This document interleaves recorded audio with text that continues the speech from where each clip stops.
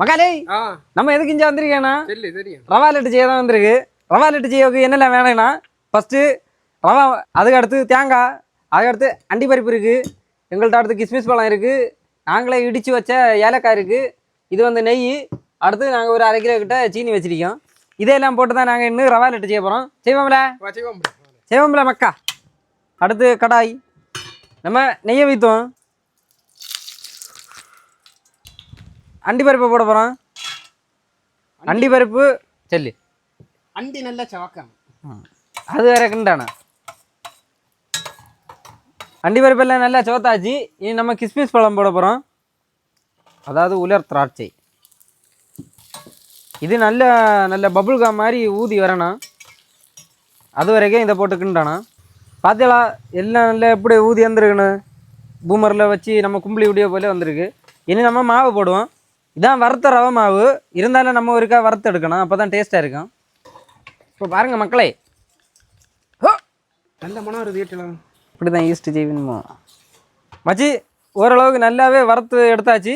இனி என்ன பண்ண போகிறேன்னா இதுக்கு மேலே தேங்காய் தட்ட போகிறோம். தட்டில் மச்சி இனஃப். இனி இதையும் போட்டு ஒரு வரப்பு வரக்கணும். பார்த்தீங்களா எப்படி ஆட்டியான்னு.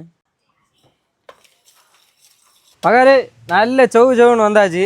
இனி இதை அதில் தட்டி வச்சு அடுத்து நம்ம சீனி பாவு ரெடி பண்ணோம். இப்போ நம்ம சீனி பாவு வச்ச போகிறோம். அதுக்கு ஃபஸ்ட்டு கடாயை வைப்போம். அடுத்த 1/2 கிலோ சீனி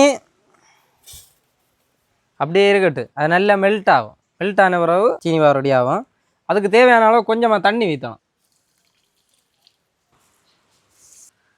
நம்ம சீனி பாவு காய்ச்சி எல்லாம் முடிஞ்சாச்சு. கரெக்டான அளவுக்கு நம்ம எடுத்தாச்சு. இனி இதை நம்ம என்ன செய்யணும்னா இந்த ஆல்ரெடி வறுத்து வச்சிருக்க மாவு கூட போட்டு மிக்ஸ் பண்ணணும்.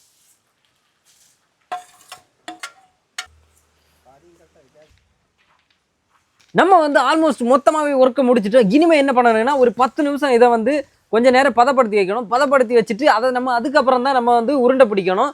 வாங்க இதை கொண்டு போய் பதப்படுத்தி வைப்போம்.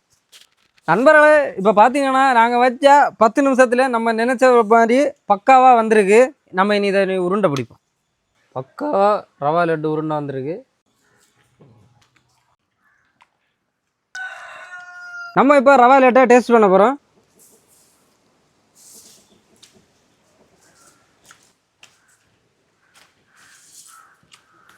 பக்காவாக வந்துருக்கு மக்களே. நீங்களும் இதை மாதிரி கண்டிப்பாக செஞ்சு வீட்டில் ஒரு வாட்டி ட்ரை பண்ணி பாருங்கள். அதே மாதிரி நாங்கள் அடுத்து என்னெல்லாம் சமைக்கலான்னு உங்களுக்கு தோணுச்சுன்னா கமெண்ட் பண்ணுங்கள். உங்களுக்கு அடுத்த வீடியோ வந்துட்டே இருக்குது. ஆமாம், அது வரைக்கும் டாட்டா பாய் பாய்.